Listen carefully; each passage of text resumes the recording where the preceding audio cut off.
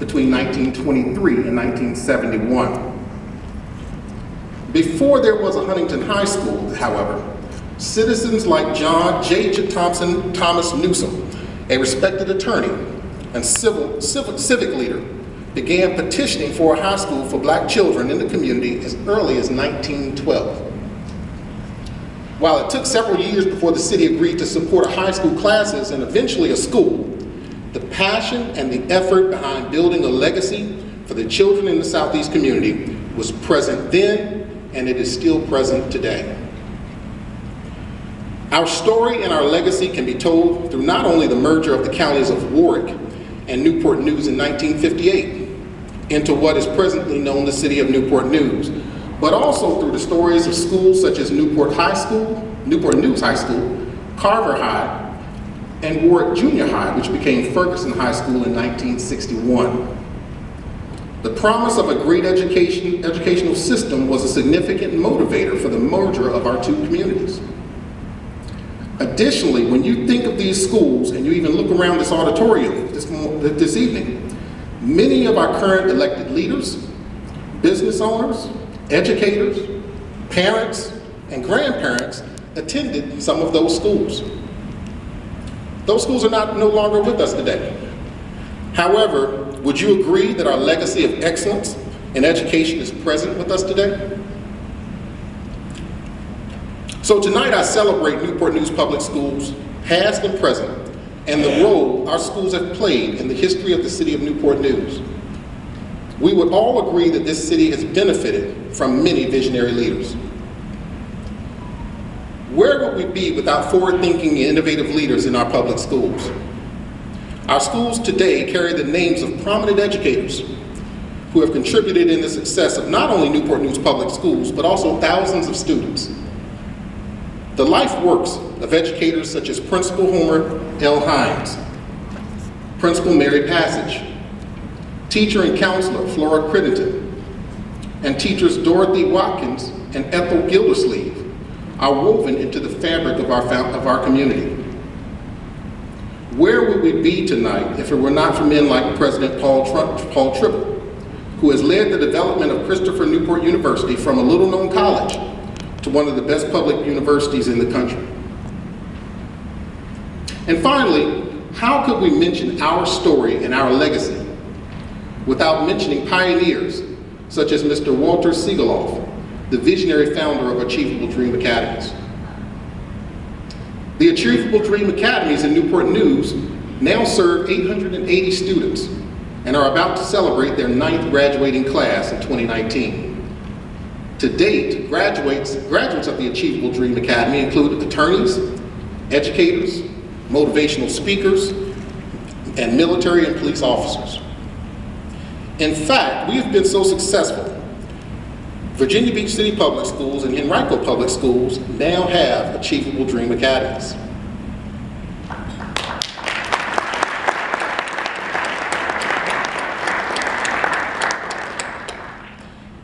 So, looking today, Newport News Public Schools is the home of 28,000 plus students in 5 early childhood centers, 24 elementary schools, 7 middle schools, 5 high schools, and 6 special program sites. We are home to 6 distinguished high school magnet and governor's programs: the Governor's STEM Academy and the University Magnet at Heritage High School, the Aviation Magnet program at Denby High School, the Center for Arts and Communications at Woodside High School, and at Warwick High School, the Governor's Health Sciences Magnet and the International Baccalaureate program. Other special programs include Point Option Academy and Enterprise Academy. So today, Newport News remains one of the most innovative school divisions in the region. In addition to being the only school division that currently operates an aviation magnet on the site of an active airport, our students also gain valuable experience through our school division's technology production program. Newport News leads the region in advancing student experiences in STEM, science, technology, engineering, and math by offering division-wide engineering design challenges for elementary and middle school students throughout the year, as well as participation in FIRST robotics competitions at all grade levels. And we produce winners too. Last year, our robotics teams earned regional and national accolades. Yesterday, Newport News, Public Schools, and CNU did something else that was very innovative. We launched the Community Captains Early College Admittance Program, which will enable up to 75 Newport News Public School students per year to gain early admittance into Christopher Newport University as high school sophomores. And I'd like to give that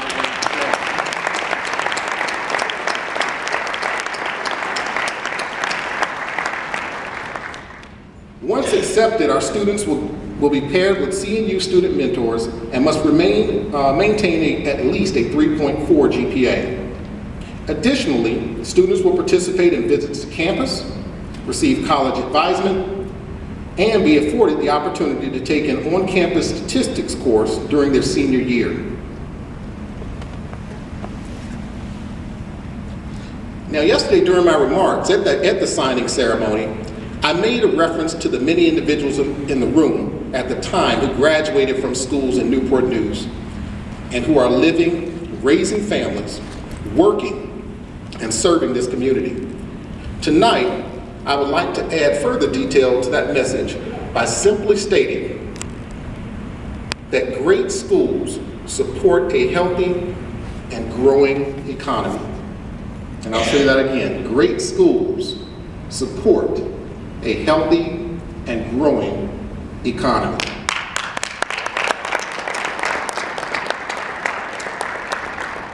Now, oftentimes we do not think of the school division as an economic driver.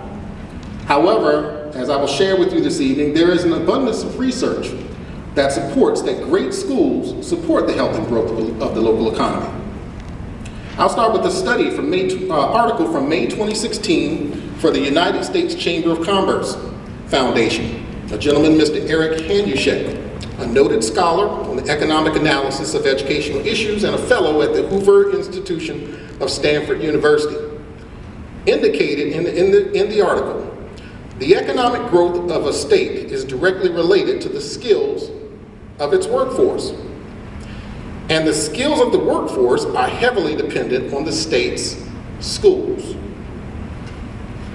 Hanushek further indicated that there's a correlation between increasing its state's gross domestic product and investments in school performance at the state level. Looking locally, we can look at a perspective from a study that was held and conducted in 2013 by the College of William and Mary's Thomas Jefferson Program of Public Policy. Now, they took a look at the economic impact of Williamsburg-James City Public Schools. Findings from the study determined that every dollar spent in Williamsburg-James City Public Schools operating and capital budget retained in the region resulted in an increase of $1.63 in regional spending. So there was a correlation between every dollar of the budget and regional spending. Two local studies show that high school graduating classes increase property values and generate additional tax revenue. Since every graduating class contributes millions of dollars to the local economy, your investment and commitment matters. And that other study was Virginia Beach City Public Schools, who conducted a study in 2011, if I'm correct. While these findings are very promising, they are even more relevant when we consider that our Newport News does graduation better than anyone. We graduate 93% of our students, and we have a dropout rate that is as low as 2.1%, which is well below a state average of 5.5%.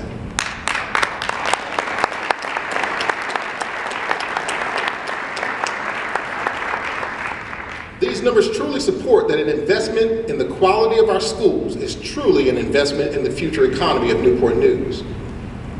Whether our future goals include attracting larger companies, establishing small businesses, or increasing family home ownership, we really cannot have a complete conversation without discussing the quality of our schools. So tonight, it is my hope that we will not only understand but accept the responsibility of establishing Newport News as a premier school division in the Commonwealth of Virginia. So how do we become a premier school division, you might ask?